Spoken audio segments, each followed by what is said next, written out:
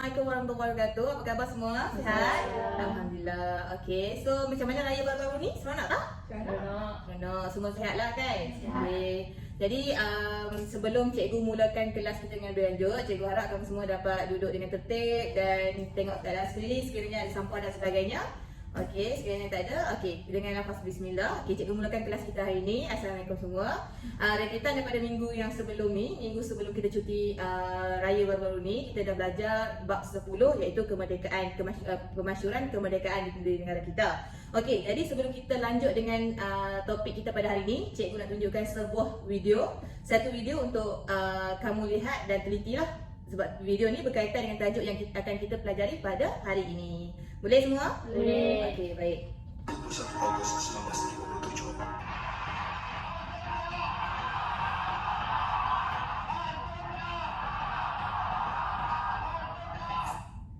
Okey, baik. Berdasarkan video sebentar tadi, okey, boleh siapa maklumkan dekat cikgu apa tajuk yang akan kita pelajari pada hari ini?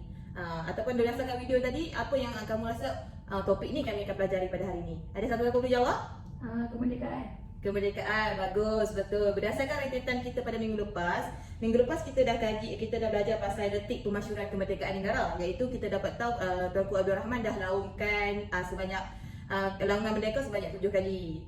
Okey, so pada hari ini kita akan belajar mengenai kesan kemerdekaan terhadap negara kita.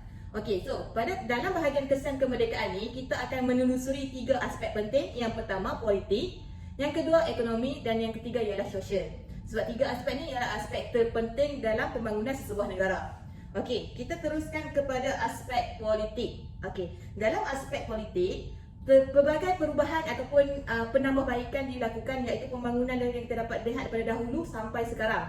Yang pertama ialah mengalami pengamalan sistem berperlembagaan. Okey, pada sebelum kemerdekaan kita banyak diperintah oleh penjajah-penjajah asing seperti British, Belanda, Jepun dan sebagainya.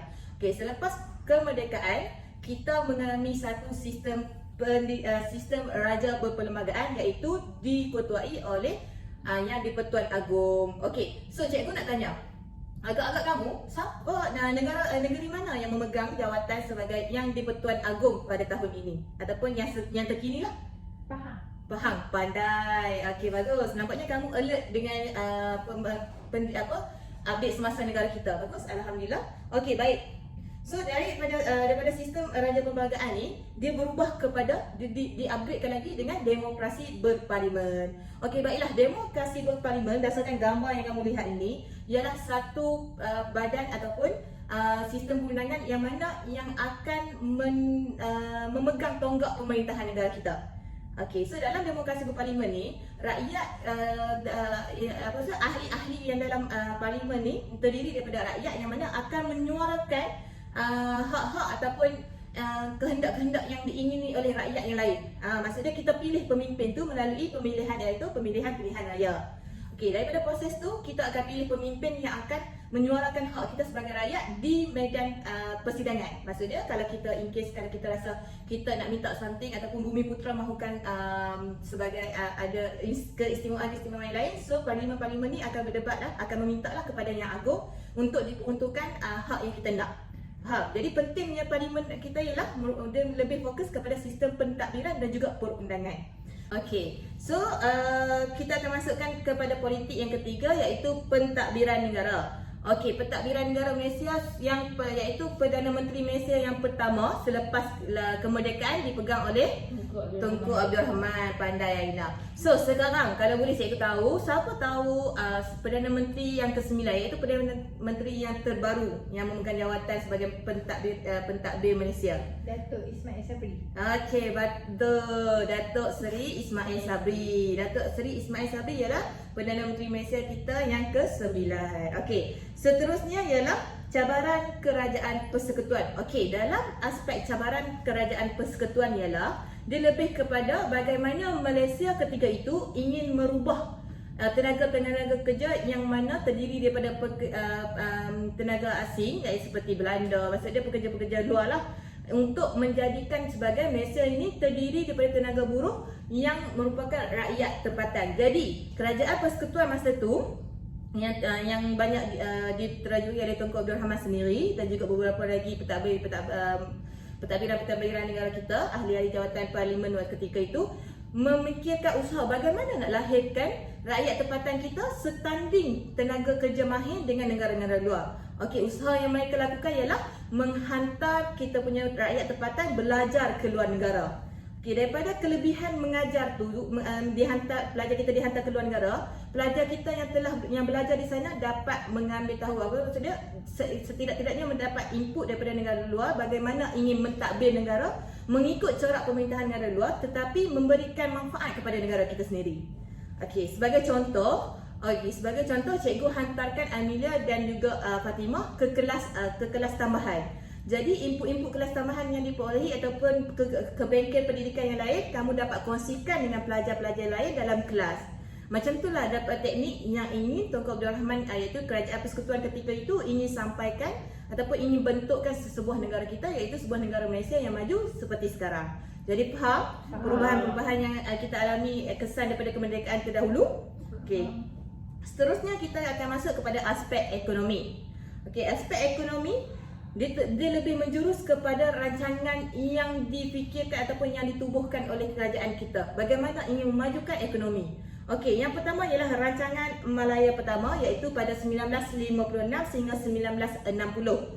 Okey, rancangan Malaya pertama ni lebih memfokuskan kepada usaha ingin membangunkan kawasan luar bandar sebagai kawasan bandar yang lebih moden. Sebab dulu sebelum kemerdekaan kita ni banyak kawasan luar bandar. Sebab penjajah-penjajah asing tak nak bangunkan tanah Melayu ketika itu, takut tanah Melayu ni menuntut kemerdekaan. Jadi selepas kemerdekaan, Tunku Abdul Rahman dan juga ahli-ahli yang lain, pentadbir-pentadbir yang lain memutuskan untuk membangunkan kawasan luar bandar dulu untuk meningkatkan peluang pekerjaan dan sebagainya.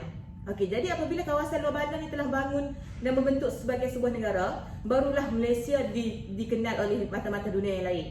Okey, seterusnya dalam bidang ekonomi juga ialah Lembaga Kemajuan Tanah Persekutuan iaitu FELDA telah ditubuhkan pada 1956 juga daripada rancangan Malaya pertama. Okey, hal ini sebab pada dahulu kan kita terdiri daripada tanah-tanah lapang, tanah-tanah yang terbiar. Jadi kerajaan persekutuan putuskan untuk memberi inisiatif kepada rakyat tempatan untuk bangunkan kawasan itu sebagai kawasan pertanian, memfokuskan kepada kawasan pertanian dan juga pertempatan masyarakat setempat. Jadi daripada kawasan-kawasan FELDA, sekarang pun kita boleh tengok banyak kawasan-kawasan FELDA telah membangun kawasan perumahan yang sangat-sangat cantik di tengah ladang kelapa sawit yang sangat-sangat luas. Jadi selain daripada itu, masyarakat setempat kat situ boleh dapat peluang pekerjaan daripada segi menoreh getah, menanam padi dan sebagainya. Jadi inisiatif yang Kerajaan Persekutuan ambil itu sampai sekarang kita boleh lihat dia punya benefit dia. Okey, dalam bidang ekonomi yang seterusnya ialah tertubuhnya institusi kewangan tempatan. Okey, so daripada institusi kewangan tempatan ni yang boleh kita lihat sehingga sekini ialah penubuhan Bank Melayu pertama di Klang Street, Kuala Lumpur. Yang mana bank tu diberi nama pada ketika itu ialah Malay National Bank atau Bank Kebangsaan Melayu. Okey, tapi sekarang nama bank tu dah ditukar kepada Bank Nasional Negara iaitu Bank Negara Malaysia. Bank negara kita yang buat duit itulah. So daripada situ nampak tak dia punya daripada penubuhan bank itulah banyak membantu memberi sumber-sumber kewangan kepada terutamanya Bumi Putra untuk memulakan perniagaan, untuk memulakan sebagai sumber pendapatan dan sebagainya, perniagaan, perdagangan, pertanian dan sebagainya. Okey, yang seterusnya ialah pembangunan luar bandar. Okey. Jom, berdasarkan gambar rajah yang cikgu tunjukkan ni, siapa tahu dekat mana kawasan ni? Langkawi. Sebab apa? Kita dah terkenal dengan burung lang dia. Okey, sebelum ni kawasan Langkawi ni seperti Padang Jarak, Padang Tekukor. Maksudnya dia hanya ada laut semata-mata. Dia hanya sebuah pulau kecil. Tetapi berdasarkan inisiatif yang kerajaan ambil membangunkan kawasan itu sehingga menjadi salah satu kawasan pelancongan terkemuka dunia. Bukan Malaysia tapi terkemuka dunia. Jadi daripada inisiatif yang kerajaan ambil kesan daripada kemerdekaan, kerajaan persekutuan ni dah membangunkan kawasan luar bandar supaya daripada pembangunan kawasan luar bandar ni banyak mendukung kepada kita punya sistem ekonomi dan pembangunan negara. Okey, yang ketiga dalam kesan ekonomi ialah rancangan buku merah. Okey, rancangan buku merah ni satu rancangan buku ataupun kita panggil folder Okey, yang dalam tu kerajaan telah masukkan beberapa projek untuk meningkatkan pembangunan negara. Sebagai contoh, sebagai salah satu yang ada dalam tu ialah pembangunan luar bandar lah. Sebab kerajaan memang memfokuskan untuk membangunkan kawasan luar bandar sebagai kawasan bandar untuk memberikan manfaat yang banyak manfaat kepada masyarakat setempat. Macam Kuala Lumpur pun merupakan kawasan luar bandar yang dahulunya ialah merupakan kawasan lombong biji timah sahaja. Okey. Jadi kamu nampak kesan kemerdekaan kepada negara kita daripada aspek ekonomi? Okey. So ada sebarang kemusykilan yang kamu nak tanya ataupun kamu terdetik hati ataupun ada yang kamu tak faham daripada dua-dua aspek ni dahulu sebelum kita masuk aspek yang ketiga? Tak ada. Okay, faham. Alhamdulillah, bagus. Itu yang cikgu mahukan. Okey, seterusnya kita akan masuk kepada aspek sosial. Aspek sosial ni lebih menjurus kepada aspek kemasyarakatan, iaitu rakyat tempatan lah. Okey, so daripada aspek sosial ni, yang first kali ialah pendidikan, daripada aspek pendidikan. So kenapa saya ikut aspek pendidikan? Okey, so jadi kita mungkin sekarang kita tak dapat nak menelusurilah pendidikan yang terdahulu. Tetapi pendidikan yang terdahulu kita tahu bahawa ada sekolah rendah sahaja ataupun sekolah agama, sekolah menengah kurang. Tapi sekarang ni dah ada sampai peringkat antarabangsa, peringkat universiti, maktab dan sebagainya. Okey. Yang kedua ialah penubuhan Dewan Bahasa dan Pustaka. Okey, kalau sekarang macam kita nak cari mana-mana perkataan seperti memasak, kita nak cari mesti kita rujuk Dewan Bahasa dan Pustaka. Sebab Dewan Bahasa dan Pustaka ni merupakan kamus bahasa Melayu yang mana boleh kita cari bahasa-bahasa baku terdahulu. Okey. Yang kedua ialah wujudnya Jabatan Penerangan. Okey, cikgu akan terangkan. Jabatan Penerangan ni merupakan satu jabatan yang ditubuhkan oleh Kerajaan Persekutuan, iaitu kerajaan kita, untuk membantu menyampaikan segala maklumat ataupun memberikan info berkaitan dengan pembangunan terkini negara kita. Okay, Jabatan Penerangan juga memainkan peranan sekiranya kita ingin memperkenalkan Malaysia ke mata-mata dunia. Seperti Jabatan Penerangan terlibat dengan Expo antarabangsa, Expo kebudayaan dan sebagainya. Okay, daripada jabatan inilah negara-negara lain dapat mengenali apakah itu Malaysia. Okey, yang ketiga ialah kesihatan dan kemudahan asas. Baiklah, kesihatan dan kemudahan asas ni kita boleh lihatlah macam dulu hospital terhad, klinik pun terhad. Kalau nak pergi berubat jauh-jauh sekali, kena kali geret, kena naik sampan dan sebagainya. Tapi kini hospital berada di sebelah rumah saja, ataupun kita boleh panggil hospital untuk datang ke rumah merawat kita. Sebab kita call ambulans dah sampai, dah lambat. Lepas tu selagi satu sekarang perubatan dah tak perlu bayar, ataupun bayar RM1 dah dapat ubat, bayar RM1 dah dapat rawatan doktor. Jadi kerajaan daripada kesan kemerdekaan tu, daripada aspek kesihatan juga kemudahan asas ni amat memberangsangkan lah. Maksudnya kita tak perlu lagi nak berjalan kaki, kita just tunggu bas datang ambil, tunggu train datang. Okey, so setakat sekarang kamu dapat lihat tak kesan-kesan kemerdekaan terhadap negara kita? Dapat. Okey, jadi ada sebarang persoalan yang ingin kamu tanyakan? Tak ada. Okey, baik. Sekarang kita akan masukkan kepada aspek seterusnya, iaitu perbezaan kesan kemerdekaan dahulu, sebelum kemerdekaan dan selepas kemerdekaan kepada negara kita. Okey, yang pertama kamu boleh lihat daripada sini ialah aspek politik. Aspek politik sebelum dan selepas. Okey, sebelum memang kita dapat dilihat bahawa sistem pentadbiran kita, sistem politik kita banyak dipengaruhi oleh kuasa-kuasa luar seperti Belanda, Portugis, Jepun dan sebagainya. Sebab jawatan-jawatan penting banyak dipegang oleh kuasa-kuasa asing. Okey, rakyat-rakyat tempatan ni hanya sebagai pemungut cukai dan sebagainya. Okey, selepas kemerdekaan berlakunya demokrasi berparlimen ataupun kita panggil sebagai pemerintahan pilihan raya. Jadi rakyat sendiri yang akan putuskan, kita sendiri yang dapat putuskan siapa pemimpin yang kita nak pilih. Jadi kita dapat nilai lah kalau pemimpin itu bagus ataupun tidak. Jadi itu kehendak kita dan juga keputusan kita. Jadi kita dapat membentuk negara kita berdasarkan corak pemerintahan yang kita mahukan mengikut bumi putera kita. Okey, seterusnya daripada aspek ekonomi. Aspek ekonomi yang paling boleh kita lihatlah. Sebab okey, Aspek ekonomi dulu kita dapat tengok kawasan-kawasan di sekitar Malaysia ni banyak dipenuhi dengan tumbuh-tumbuhan, hutan-hutan. Tapi sekarang selepas kemerdekaan, pertumbuhan Malaysia lebih banyak dihasili dengan bangunan-bangunan pencakar langit seperti KLCC, KL Tower dan sebagainya.